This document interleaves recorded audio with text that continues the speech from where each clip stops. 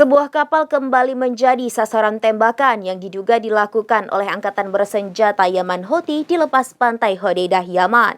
Kabar peristiwa tersebut dilaporkan oleh Otoritas Operasi Perdagangan Maritim Inggris.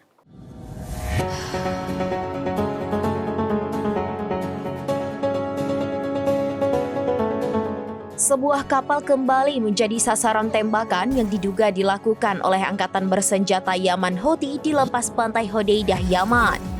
Kabar peristiwa tersebut dilaporkan oleh Otoritas Operasi Perdagangan Maritim Inggris.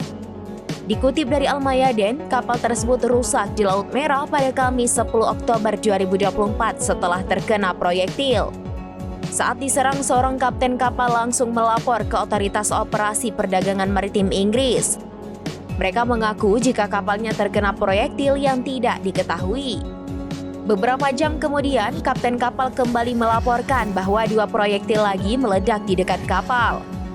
Belum diketahui serangan tersebut diluncurkan oleh siapa. Namun diduga serangan dilakukan oleh pasukan Houthi. Pasalnya, kelompok tersebut selama ini memberlakukan blokade laut terhadap kapal-kapal Israel.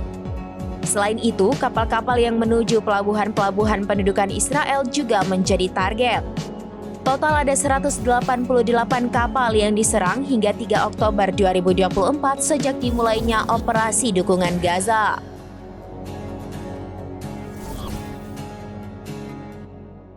Demikian informasi terkini Syederalun. Saksikan terus informasi lainnya. Jangan lupa like dan share seluruh akun serambinews.com.